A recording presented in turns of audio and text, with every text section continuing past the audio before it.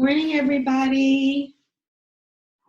Before we start, make sure that you have a strap, blocks, blanket, or pillow, something that you can sit on that's not too thick. And we're going to start the practice lying down. So I'm going to give you all a chance to collect your props and to find a really nice spot to lie down. And it's kind of become customary when you're there, just take 5 breaths for the purpose of calming, centering, arriving in the room on the mat, paying attention to your breath, and intentionally bringing the frequency down. So I've been studying chakras. It's been around for thousands of years. It's an ancient teaching, and it's just food for thought. That's how I like to look at it, rather than it having this huge other meaning and purpose.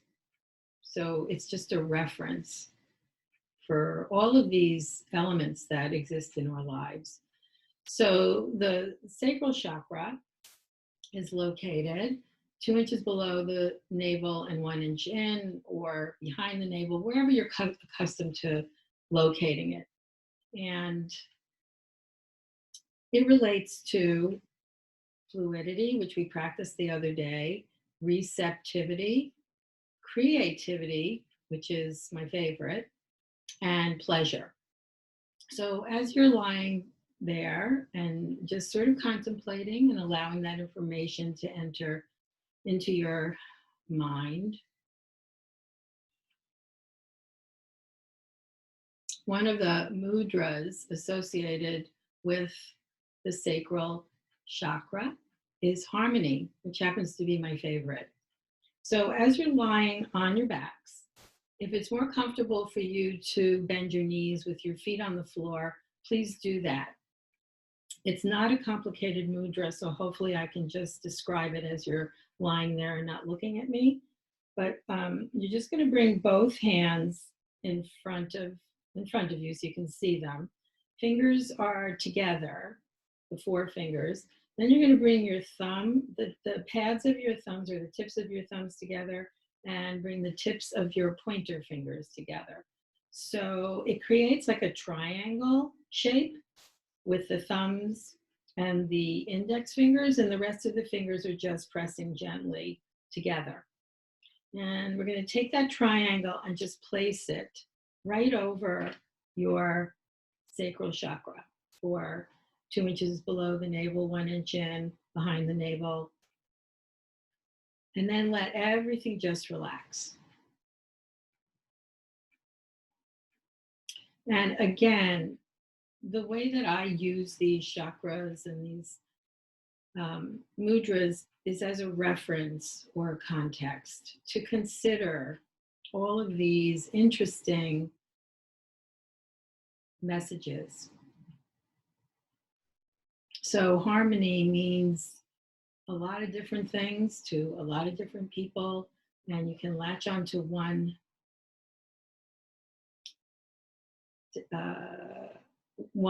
of these words and meditate on it, which only means keep your attention on it. So the harmony, again, means so many things, and what it jumped out at me was it has to do with life transitions. And I think we are in the middle of, could be one of the biggest life transitions we've all had to make as of late. And the beautiful thing about this particular mudra is it creates that triangle, and the triangle is the shape of stability and balance. So as we're going to stay here, I'm going to say for 10 breaths, just so that we can absorb and contemplate and breathe. And then, of course, if that's not the most meaningful definition for you, consider what harmony means for you.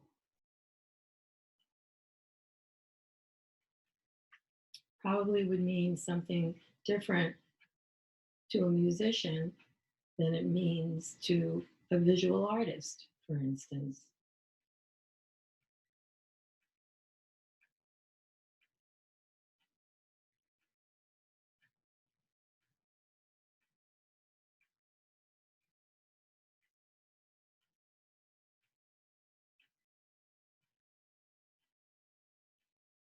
We'll take about 3 more breaths.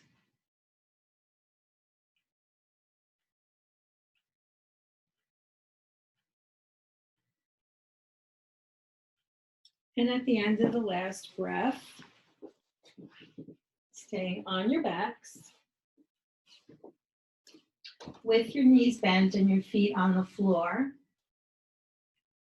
Just check in with your lower back. You want to have the natural curve of the spine just to keep reinforcing that. I'm going to make a fist and place your fists on your thighs. Again, nice and easy. So we're going to do 5 gentle lifts of the arms overhead. As you do this, I want you to practice making your arms dead weight and seeing if you can let those blades sink into the mat. And then we're going to bring it back. So we're just going to do 5 of these specifically to practice the arms being dead weight so that you can feel the shoulder blades sink into the mat. And if it takes 5 rounds to finally get that, that's fine. This is a very gentle lesson in learning how to allow the blades to slide down the back rather than be influenced by the strong trapezius muscles that want to pull the blades up towards the ears, right? And we're always trying to counter that somehow. It makes sense to me because the shoulders kind of relate to the mind, and when the mind starts going and it starts going into those anxious places, the shoulders just can't resist following and going up. So after this next one, so do one more and keep letting those blades, you can even stop halfway and imagine that you have weights on your hands and the weights are forcing your blades to sink into the floor. And when the hands arrive at the lap again, open the palms. They're facing down towards your quads or your thighs. We're going to do the same thing. So all this means is that the floor is going to be a little further away, so you're going to have to go a little bit further. But the attention and the intention is to remind the shoulder blades that they actually can slide down the back and stay there as your arms move. And the dead weight, if you practice it, is part of that equation. It hopefully becomes second nature when you're using your arms. So we're going to go for another 3. And again, you want those blades to sink into the mat. And if they don't, it's fine. Just remember, as you're doing this, to let them tuck under, right? So we don't want this to become a big, judgmental, critical experience for obvious reasons. And one more. So when we bring the arms overhead, just leave your hands there for a minute. It's definitely, you get a lot of messages through your arms. But I want you to actually pay attention to the messages. So as you're breathing and you're bringing the blades down the back, wherever you're feeling it is where signals are coming from, and you want to send your attention there. Energy follows attention, and your body is just screaming for energy, flow. And slowly bring it back. Once your hands touch your thighs, bring your knees towards your chest and let the hands end up on your shins. So just press your knees towards your chest. If you want to bring them out towards your armpit, you'll get a little bit more fold into the hip fold, right? And those of you who can't do squats, this is a modified squat. And just keep breathing. In fact, if you bring your elbows inside your knees and you hold on to the outsides of your feet, and you bring your feet out kind of over your knees and you press your knees towards the floor, you're actually in a squat. Inhaling and exhaling. Keep your elbows soft. From here, just bring the feet together, Baddha Konasana variation. You can keep holding on to the outsides of your feet. Without your shoulders, though, you're going to kind of draw your feet towards your body. And just notice how much deeper you go into your hip folds. And just breathe into it.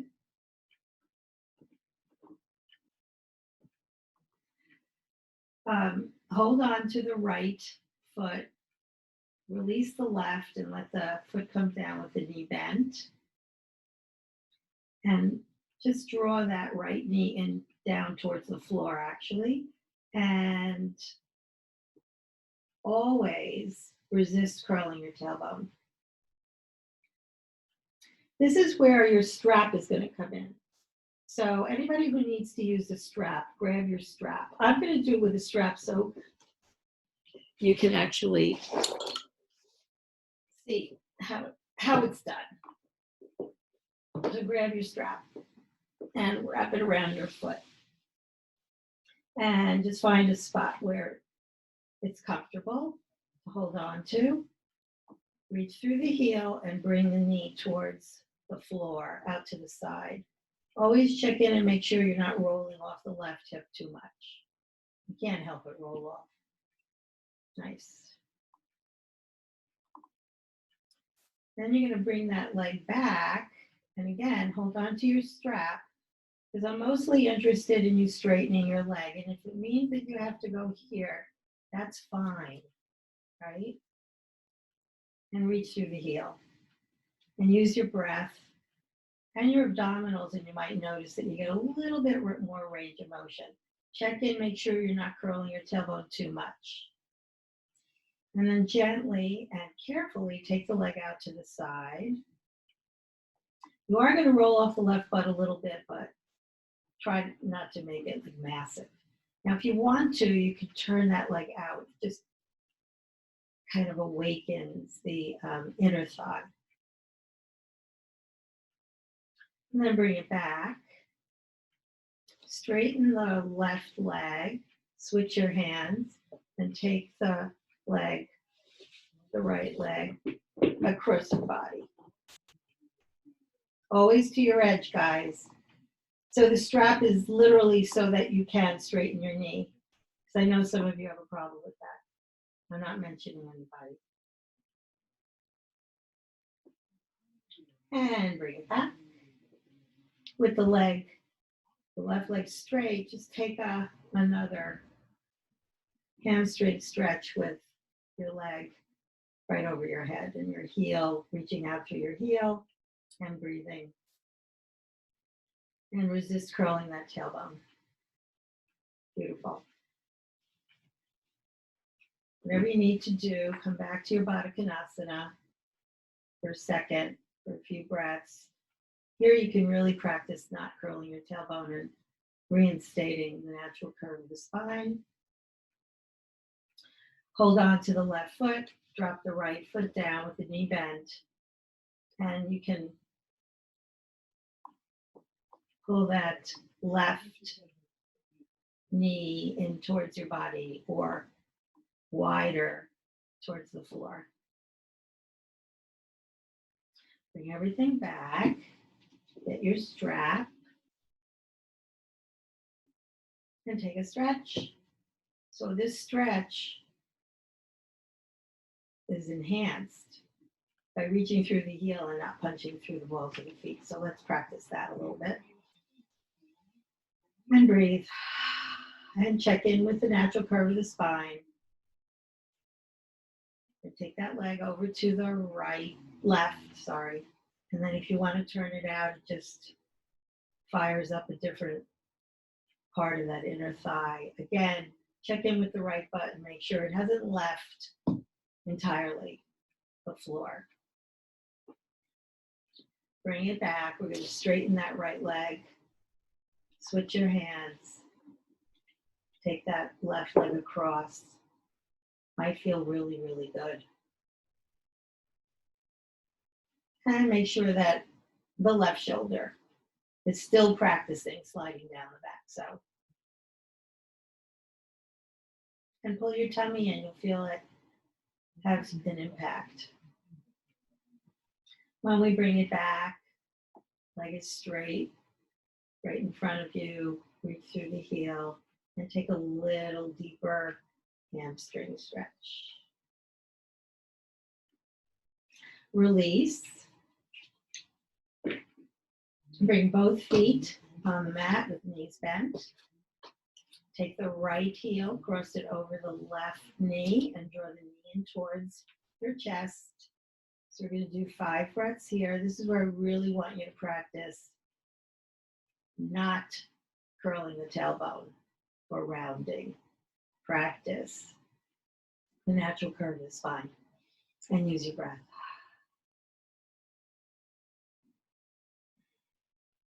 I think one more breath. When you drop the left foot, keep everything the way it is, drop the left foot down to the mat and then walk it over to the right and drop your knees out to half lotus variation. Check in with your shoulders. You know, if at any time you need to kind of review, you can stay here and you can lift and lower your arms, make them dead weight, and let the shoulder blades sink into the mat. Might take the attention away to what's happening in your hip flexors because they might be screaming. When we bring those knees together in a knot and then bring them towards our chest, you can hold on to your feet, you can hold on to your knees. It's a cow variation. 5 breaths. Hip warm up. Let's say 2 more breaths. Always resisting curling the tailbone. By now, I think everybody knows what that means. And let it go. Take a breath, let it all kind of settle. Left heel over right knee, draw the knee towards your chest. Once you get your frame set and you feel it's generally the left glute. If you feel it firing up, you're in the right place. You can breathe into it, send your attention there. Energy follows attention. In a way, you can think of it as fire, one of the elements: fire, earth, metal, water, wood. And after the next breath, bring the right foot down, walk it over to the left side of the mat, and to your edge, always to your edge. It's all about these hip flexors, and you want to let them fire up. So there's your fire element again. Just context, things to think about. These are ideas, these are actually, material things that are in our world. It's just taking a moment to think about them, send your attention there. Bring the knees together, tightly knotted into your cow, Balasana. This one can actually cause fire to generate in both hips. So Just let that be. And again, resist curling the tailbone. Whatever that means to you, it's a practice. And it should get less and less confusing as we move along. Nice. And let it go. So everybody get a block if you don't already have it. And if you need to, get a sip of water. I'm getting rid of my layers. Grab a block, right. So we're gonna lie back down. You're gonna take the block horizontal. So that's the lowest level. We're doing this for our Setu Bandha, for our sacral, right, release. Just so happens that we started the practice paying attention, sending attention, contemplating the sacral chakra. So apropos that we should be continuing to pay attention. So in this case, when the block is underneath your sacrum, I'm going to do it at one level first for 5 breaths, and then if you want to, you can turn it up. If you're feeling like this is just fine, we'll stay here for 10. But as you're here, breathing, we're going to think about, so last week we talked about surrender, we talked about grounding, we talked about the root chakra, right? So the root chakra is lower than the sacral chakra, but it is about contact to the earth. So we want to incorporate all of that. Surrender, which is my favorite. And by the way, if you like this mudra, the harmony mudra, this mudra, you can do it at any time. We're probably at 5 breaths. So I'm going to turn the block up, your choice if you want to do that. Just check in, make sure your feet are parallel just for the sake of form and shape and alignment. Alignment matters. So your feet are parallel and their hips width apart. And when you up the ante, when you turn the block up, it's a little bit more of a challenge. So you might want to pay attention. What's challenged that wasn't challenged before? What's needing of your attention that wasn't needed before? And continue once you're at that place that you can actually consider surrender.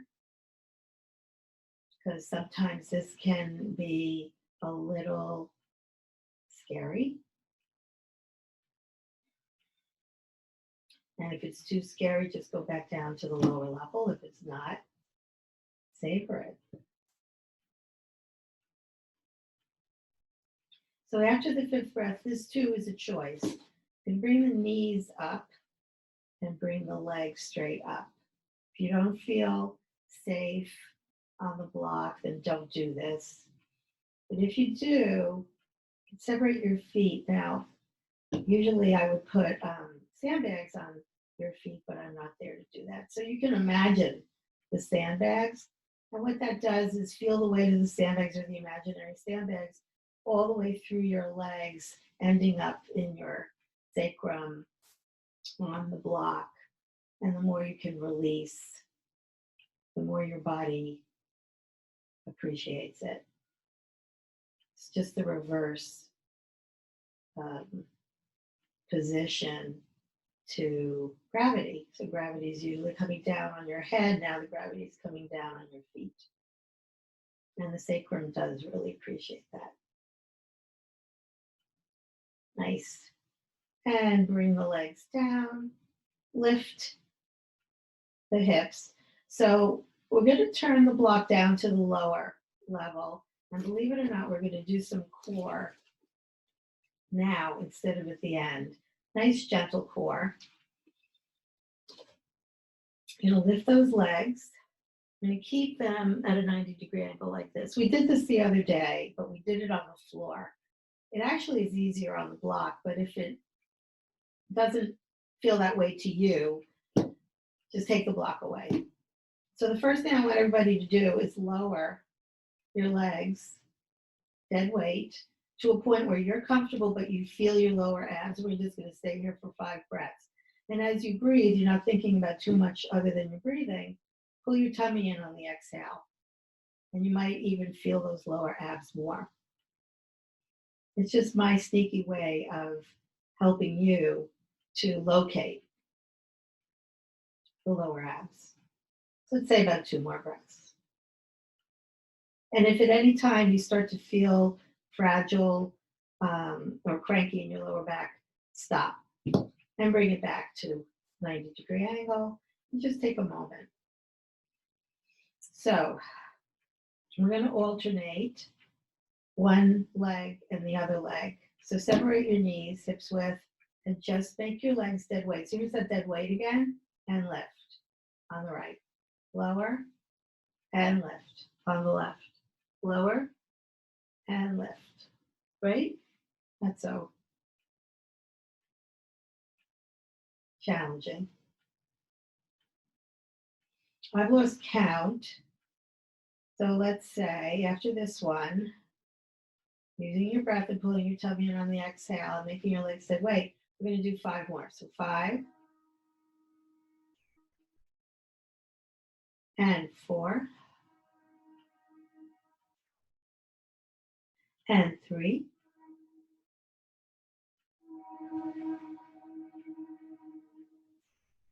I think I missed already 2. I gotta love it. And 1. Nice. And just draw your knees in towards your chest. Rock back and forth. If you're comfortable with that. You can circle 5 in one direction, 5 in another direction, the other direction. Beautiful. Bring your legs up and shake them out. So bring the feet down, lift your hips, get rid of the block. Take a second to feel the natural curve of the spine because it's almost like inevitable here. Walk your feet out a little wider than your hips. We're going to drop knees over to the left. Take the left heel on top of the right knee. Take the right arm overhead. And contract into your abdominals.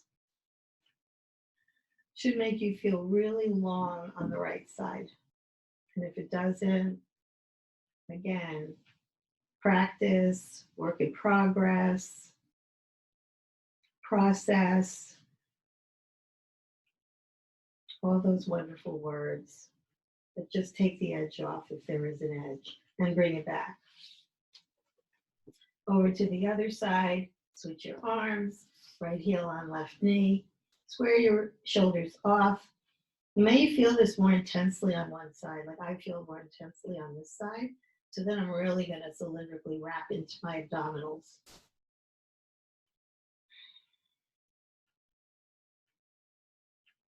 For 2 and 1. So before we move on, just because I had this in my head that I wanted to do today, get yourself evenly on your sacrum and feel your shoulders square. Just bring your feet up and bring your hands up. Make sure the shoulders are sliding down. And we're going to just circle the ankles. So 5 in one direction. And reverse, which may feel really weird. For 2. Nice.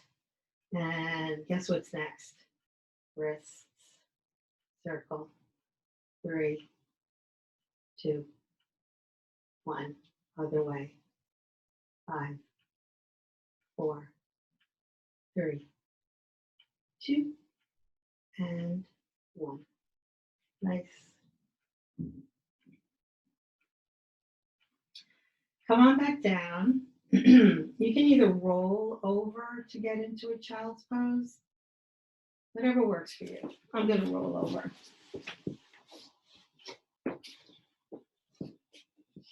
So in case you didn't notice, this is very similar to what we were just doing, right? Drawing the knees towards the floor, getting into the hip fold. So let's take a moment, stretch your arms out in front, rock back and forth. Helps to get a little deeper into your hip fold, just because. So we're going to come up to a puppy dog.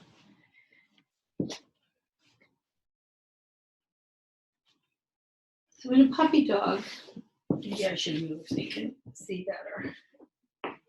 So everybody get into your puppy dog.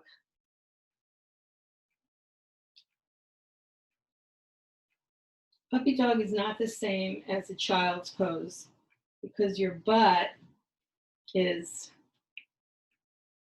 away from your heels. Try not to go any further than your knees, right? Further forward. So it looks like this. And always, always, always love your edge. So if this edge for you is too much, back it up. And we're just going to breathe into this. Finding the outer edges of the armpits, wrapping them to the floor. We worked a lot on those blades, so it might feel a little less intense than usual, which would be nice, but it's okay.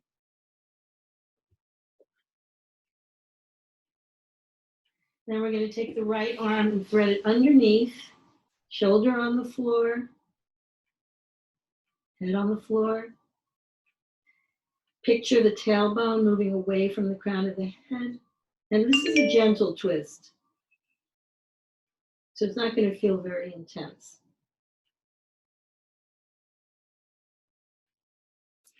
Bring it back. Settle into this. Take a couple of breaths to find the outer edges of the armpits to wrap them to the floor. And then we're going to take the left arm, thread it underneath, shoulder down, head down. Subtle twist, gentle twist. If it helps to find the outer edge of the armpit on the right, do that. And one more breath. Sitting back on the heels, separate your knees a little bit, toes apart. Thread the right arm underneath till the elbow is in front of the knee and take a twist. This one's a little more intense, so you can go a little deeper. Don't forget to use your breath. Also, your head should line up with your spine. So if it's down here, it's going to cause problems. And other side. So left elbow ends up in front of the right knee. You can make a fist with the left hand and wrap the right hand around it. And again, check in with your head. Make sure your head is in line with your spine. And one more breath. So we're going to do something a little different here. You're going to need either a blanket or a bolster or a pillow. So I'm going to use this folded up blanket, which we use here all the time. And this is a good thickness, but don't worry about it. I'm going to do it, hold on, let me think which one I'll do it on for you guys. I'm going to do it on my left leg. So if you want to, let's all do the left leg. So I'm going to sit with the right leg folded under the blanket or the bolster. And if you have a bolster, it's probably really good to use a bolster too. So we're going to straighten the left leg, okay? And once you get yourself arranged, take a moment because it's our first seated pose and you want to just repeat and practice. Pelvic floor is the bottom, crown of the head is the top, and the spine effortlessly rises in between. And that gives you a nice long spine to fold. So this is not an easy fold. And you may not go very far. But that's not what it's about. So love your edge and keep reaching through the heel and giving your hamstring a really nice stretch. Inhale, exhale. One more breath.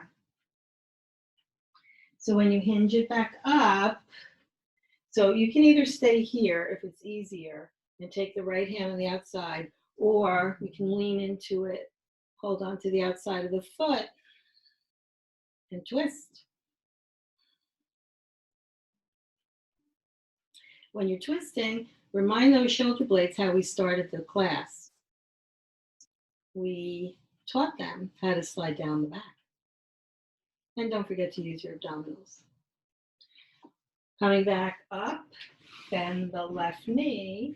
Take this elbow, if you can, or you can hold on like this, and go a little bit further into that twist. So what you can check into is your pelvic floor, is the ground, crown of the head, or the earth. The crown of the head is heaven. They're moving away from each other so that the spine, so even if you visualize that, the spine becomes more spacious. Inhale, exhale. So here's where it gets a little different, and we want to do this carefully. So using your fingertips, you're going to bring yourself up and bring the left foot forward. So we end up in our half monkey. And just because, in a way, that fired up the quad, I'm hoping that you feel the quad on the right. So inhale, and we're going to take a few breaths here. If you don't feel the quad on the right, bend a little deeper into the left hip fold, but then feel yourself rising out of the right quad. And breathe. Nice. So we're going to bring the fingertips back down. Try not to change too much. Sit back down, reach through the heel, and fold forward. That's the action that we're going to do, kind of in slow motion, but I want to move through it. So coming back up, shifting forward, bringing the arms up, and lifting out of the right quad. Fold back down, sit back down, reach through the heel, fold forward. And do two more of those. Forward and up.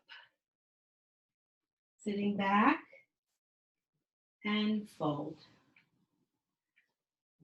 Come back into your half monkey and up. Fold forward, reach through the heel, forward bend. Beautiful. And switch.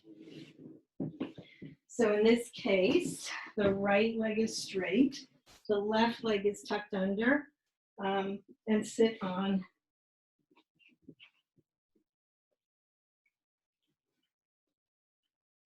If you have any issues with your knees, just try to sit up a little higher. So to warm ourselves up and get ourselves ready, I'm going to fold forward, always with a long spine. Reach through the heel, take about 3 breaths, pulling your tummy in. And remind your shoulders, the theme of the day is blade slide down the back. You can either bring it up or stay deep in your twist or your fold to twist. Check in. Feel like you're sitting on a sound pelvic floor. Try to find your corkscrew. Use your abdominals. And when we bring it back, bend the knee, hook the elbow, or just hold on. So if you hook your elbow, just check in and make sure that the knee's pressing into the elbow and the elbow's pressing into the knee. You'll kind of like appreciate that leverage or that tension.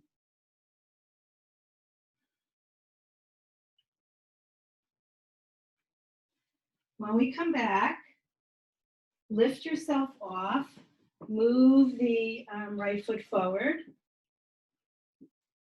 and come into your half monkey. And again, you may feel entirely different on this side. So make any adjustments that you need to make, any modifications that you need to make. That's all under the category of loving your edges, right? And then once you're there, just make sure the shoulders are sliding down. But what I want you to feel is the lift out of the left quad. If you don't feel it, you can sit a little deeper into the right hip fold, but you still have to lift out. Nice. Gonna fold it back. In case you haven't noticed, yoga is full of folds and unfolds. Sometimes it's really important to distinguish. It helps to be able to facilitate the poses. So we're going to do this 3 times. Inhale, bring it up. Exhale, fold forward. You don't have to follow the breathing that I'm suggesting. Inhale for 2. And exhale. Fold forward. Inhale. And exhale, last one. And this is totally up to you how you want to get back and up to a hang. Personally, I like to, I guess, do it in an orderly fashion. So I'm going to come back into sitting on my heels, turn my toes under. It also gives me a chance to, we're going to use these toes. So take advantage of the chance to bend into them and warm them up, right? And then find your way to your hang.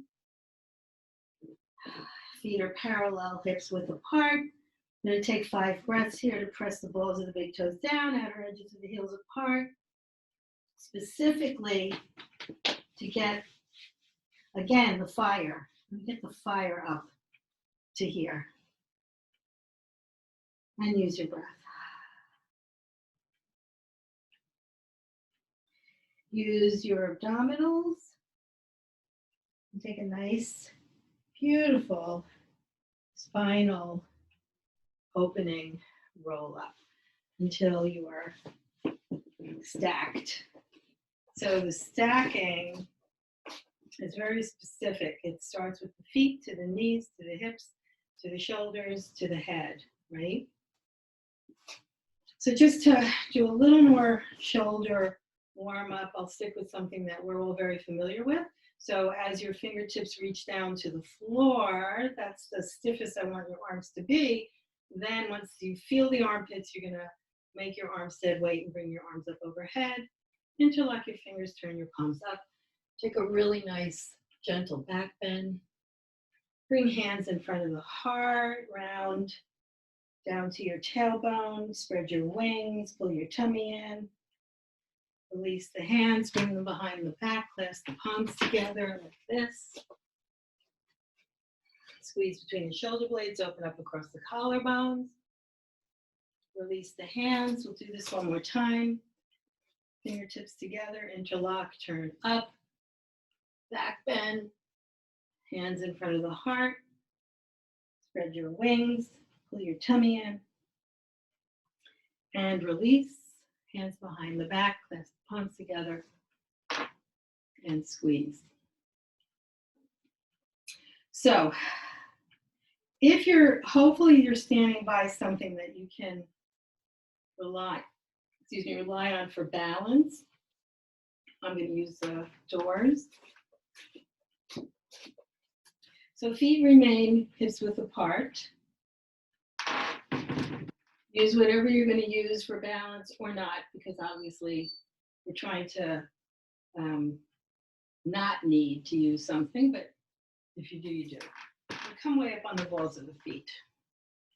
And experiment with this. And use your breath. And send your attention. And give permission to be wobbly, if that's the case. So, with your hands on whatever you're using for balance or not, I'm going to lightly touch my doors. We're just going to bend and straighten. And only go as far as your knees let you. So this is not about going too deep, right? So this will be 3 and 2 and 1. Nice. Let's see if we can stay here for a minute. Second, I should say. 5 seconds. and lower the heels. Bring the heels together, toes apart. We're going to do it in a turned out. And you might find that one variation is easier than another. Again, you want to take a second to negotiate. And then you're just going to bend, whoops, and straighten. We're going to try to do 5. Don't let the knees go any further than the second and third toe. For 3, and 2, and 1. Up on the toes. Try to stay here. Nice. Before we move on, I want to give our Achilles and our calves a little bit of an extra stretch. Grab your blanket if it's close by. Let's see. Or whatever you're using. And you're just going to step your toes onto the blanket. Kind of know where we're going here, right? Feet are always parallel unless you're told otherwise, and hips width apart unless you're told otherwise. I like to fold with a long spine so we can just take hands on hips and take a nice long spine to fold forward. You might even feel those Achilles and calves come on line immediately. Bring the fingertips down. Try not to lean too far back. And those of you who this is not that intense, might want to walk your fingertips forward a little bit. You keep your knees soft, no hyperextension. Knees are soft. And you can rock back and forth. We're doing this for the Achilles and the calves. One more breath. And walk it back. We're going to remove the blanket and stand in a wide standing split, but not too wide. So we haven't done these goddesses in quite some time. And if you've never done them, you're going to think I'm nuts. But they're actually a pose. And they're called goddess, which is a lovely name for something that's debatable. So go as wide as you're comfortable. And again, not to be too fancy, put your hands on your hips, long spine to fold forward. You just take about 5 breaths here. And like, I don't like to hold anything still, so I'm kind of interested in moving, even if it's a quiet, gentle pose, just to bring other parts of the body into the equation and to keep everything flowing. So just because it's an easier, gentler practice doesn't mean there's no flow. It's just a quieter flow. It's a deeper flow. Fluidity that we talked about the other day. So just going to take a nice, easy bend into the right knee. And this too is to your edge. And if you notice, I'm not going way over to the side, I'm just going down. So I'm kind of squeezing into that right hip fold. It actually gives a little kind of challenge to the ankle, right? So you want to kind of feel the balls of the big toes pressing down as you do this. And then we're going to take it to the other side, always being mindful, right? And we're going to bring it back to the right. Just sit here for a couple breaths and squeeze into that hip fold. You can picture the peanuts that some people find very funny. And one more time. So this may start to move from the hip crease back to the glutes, right? Nice. When we come back to the center, we're going to heel toe the feet in just a little bit. And this shouldn't be too bad for those of you who have a problem with squats, right? So we're doing this for that purpose, so that we can remind those hip creases that they have a lot of depth. And again, if you're feeling the outsides of your feet, that's great, but also feel the balls of the big toes. And we'll take a nice fold here. Butt goes up, head goes down. Arms heavy, head heavy. Keep your knees soft as we roll up, vertebrae by vertebrae. Here's the stacking again, right?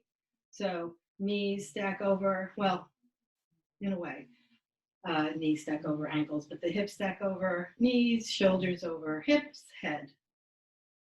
Kind of simple. So here we go with the goddess. Bring the heels in. You can recognize this as ballet second position. Everybody do this at your own pace, please. Bend the knees, okay? So that is a pretty big challenge for your hip flexors and your inner thighs, and that's specifically why we're doing it.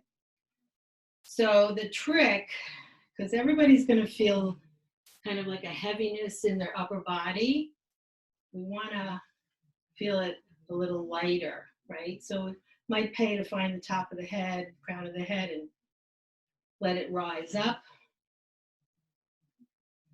And I'm keeping you here for a reason. I want you guys to fire up. I'm sure that you are. Now, in order to straighten your knees, I want you to push the floor away. It's a very different action. Back down into that goddess. Let the body be heavy in one regard and light in another. And push. One more. Bend, sit down. Try to keep the head in line with the shoulders, in line with the hips. That's the hardest part, but then you'll feel this fire intensify. It'll go from a pilot light to a raging inferno. Nice. So before we go on, just as a challenge, we're going to go back down into that goddess. Make sure your frame is as aligned and sound as it can be, and then see if you can lift the heels off. Arms can come out. You can bring thumb and first finger together. Slide the blades down the back and drop the heels and push the floor away. Whew. Boy, I could do a sun salutation sequence and not lose my breath, and I'm actually losing my breath from that. Just saying. Okay, so everybody who has sensitive knees, please be careful with this. You're going to take your feet out a little further. You're going to find your goddess.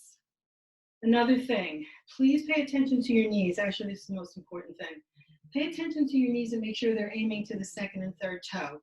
If they're falling in any way, shape, or form, please abort the mission and turn your feet a little bit less out, more in, okay? So we're just going to be very careful with this. Trying to keep your hips on one level, right?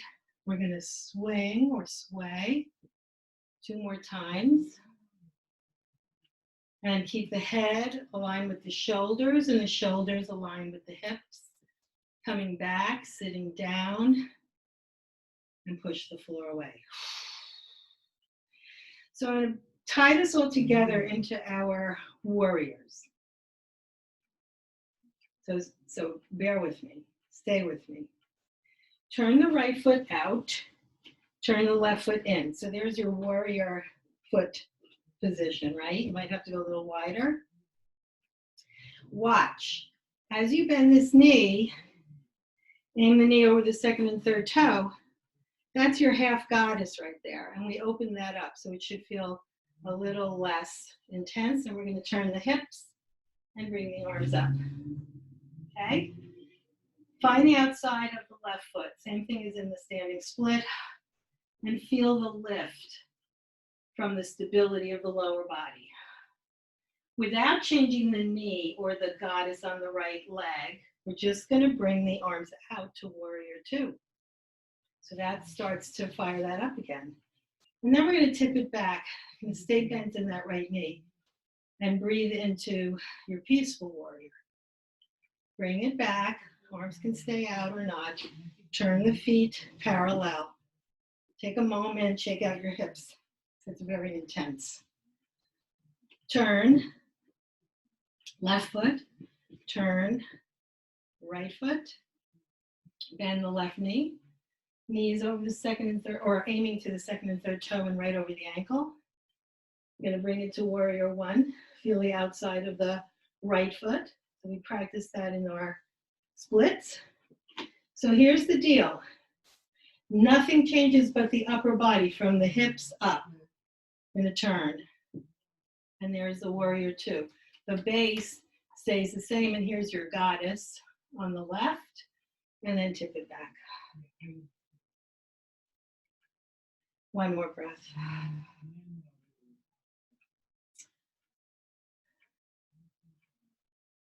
Turn both feet, heel toe, the feet together, shake it out.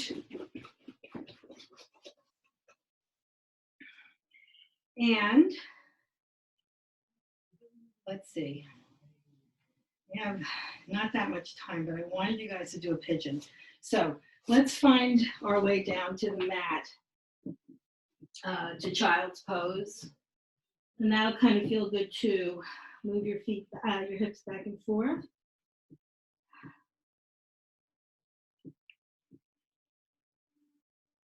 And since we have our props out, you can use a block, you can use a blanket, whatever you need to do to come into a safe and comfortable pigeon. So this isn't the prettiest way to come into a pigeon, but it's our way today. So just gonna stay here for 5 breaths. So create like a little pillow to rest your head, and your hips should be nice and warmed up and very pliant and agreeable. So pigeon, here's that fold and unfold idea. So the fold is on the right and the unfold on the left. And you might have a very, very deep breath now, so just take advantage of it.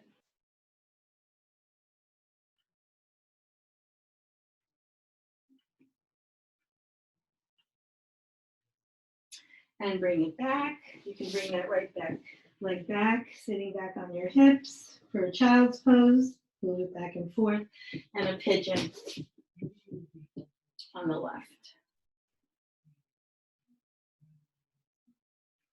Fold on the left, unfold on the right. Use your breath. 2 more breaths.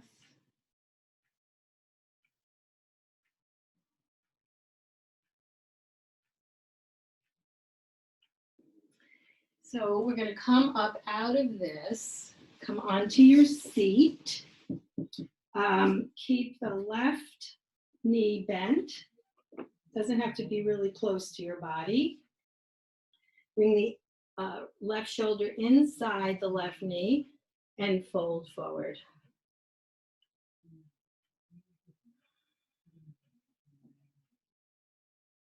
So this wakes up your lower back, and it also wakes up your SI joint, which is a hard joint to describe.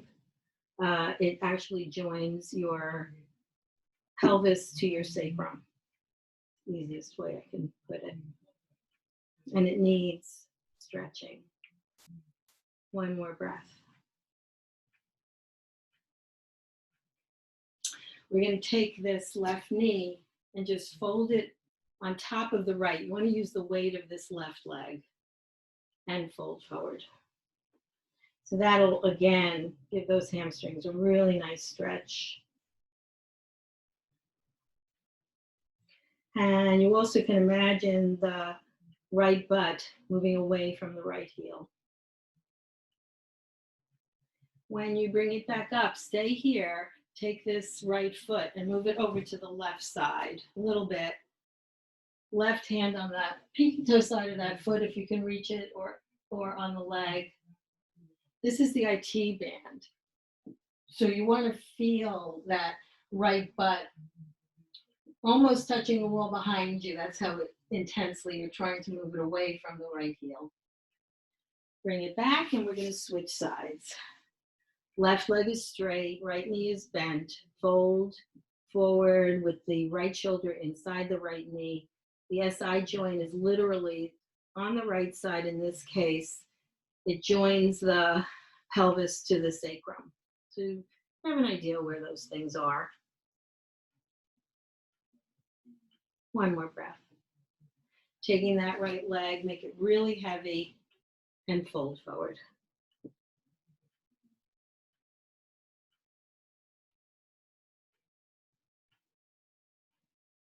Nice. And before we come out of this, take that left foot over to the right side of the mat, wherever you can hold on. Like T-band, so imagine that left butt touching the wall behind you. Imagination, mind over matter, mind and body connection. And one more breath. So undo all of that. Come to a comfortable seat. Hands in Anjali Mudra, or the mudra of reverence. And again, all these words have different meanings, but they're within a context. And I really prefer to leave interpretation up to you, because we all know these words.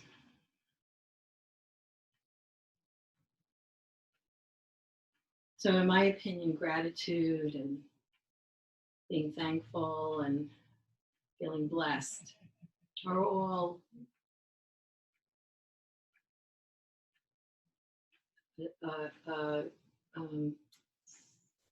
a view or a nod to reverence. So you're going to bring those fingertips into your eye sockets and bridge of your nose, and visualize your higher being sitting on top of the pads of your thumbs, because that's how tiny it is, micro to macro. Micro being that little being inside your third eye, out to the edges of the universe, which is endless. So allow all that higher energy to pass all the way out to the endless edges of the universe. So we're going to keep the thumbs together and bring them over our hearts. And this is the mudra of freedom.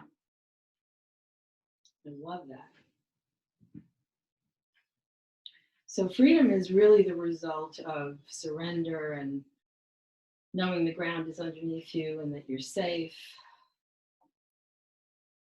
and allowing your spirit to soar. And back to reverence, fold forward, and namaste.